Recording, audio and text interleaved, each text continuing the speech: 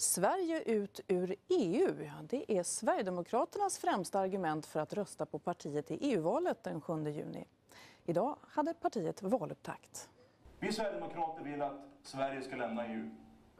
Partiet kallar EU för monsterstat och kritiserar Lissabonfördraget, den nya grundlagen som man menar flyttar makten från Sverige till unionen. En stor majoritet har ju sagt ja till Lissabonfördraget. Ska man inte lyssna då på det stora flertalet? Europas folk har inte sagt ja till Lissabonfördraget. Den har fallit i folkomröstningar i ett antal länder runt om i Europa. Och vi menar att man borde ha folkomröstat om den även i Sverige. Sveriges riksdag, eller Sveriges regering hade inte mandat att ratificera Lissabonfördraget när man gjorde det.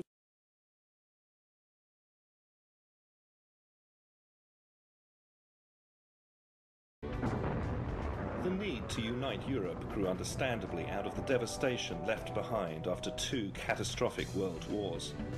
Of all the empires, it was perhaps the Nazis who came closest to pulling off the military conquest and occupation of Europe in recent times.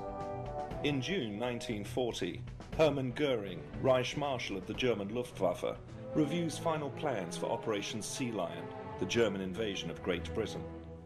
He also discusses with Hitler a new plan to unite Europe, not just under the conquering hammer of Blitzkrieg, but through a lasting political and economic union, which the Nazis named Europäische Wirtschaftsgemeinschaft, or the European Economic Community. In 1942, a conference is held in Berlin to discuss this political and economic integration of Europe. Sverige ut ur EU. Det är Sverigedemokraternas främsta argument för att rösta på partiet i EU-valet den 7 juni. In 1944, a meeting was held at the Hotel Rotas House in Strasbourg between officials of the Nazi government and German industrialists. The theme of the meeting was, how will Germany dominate the peace when she loses the war? Declaring its goal as the ever closer union of the peoples of Europe, the Treaty of Rome went far beyond launching just a common market. It established the fledgling apparatus for an idealistic new superpower. This new entity was given an existing and unsettlingly familiar name, the European Economic Community. Sverige ut ur EU. Det är Sverigedemokraternas främsta argument för att rösta på partiet i EU-valet den 7 juni.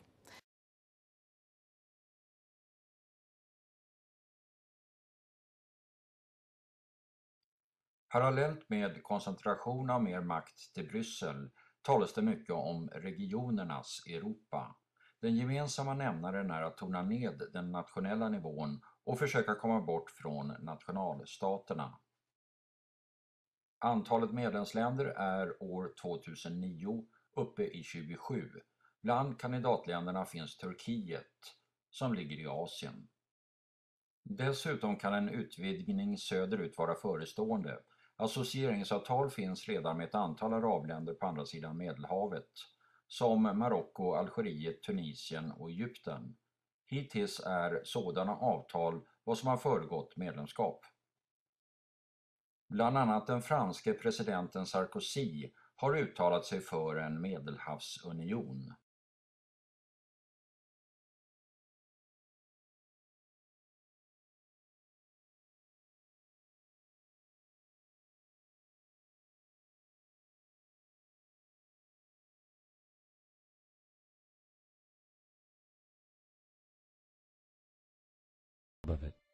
In 2005, an arrangement between Canada, Mexico, and the United States was made.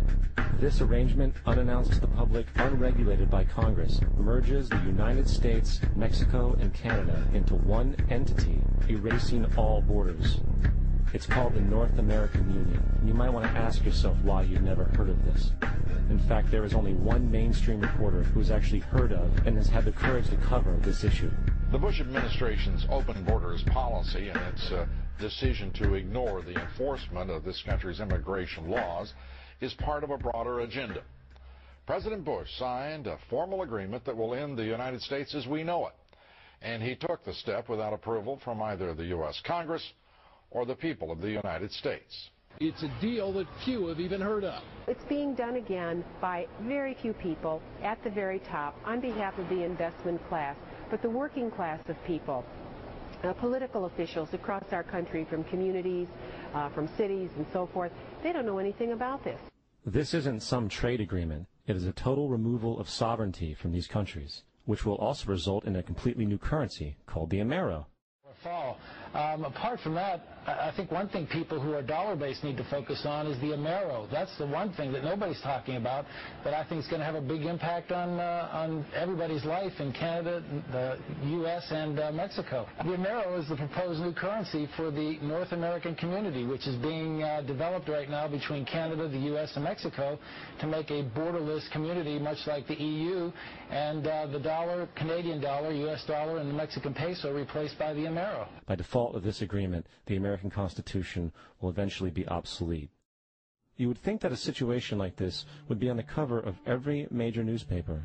That is until you realize that the people who are behind this movement are the same people behind the mainstream media, and you are not told what you're not supposed to know.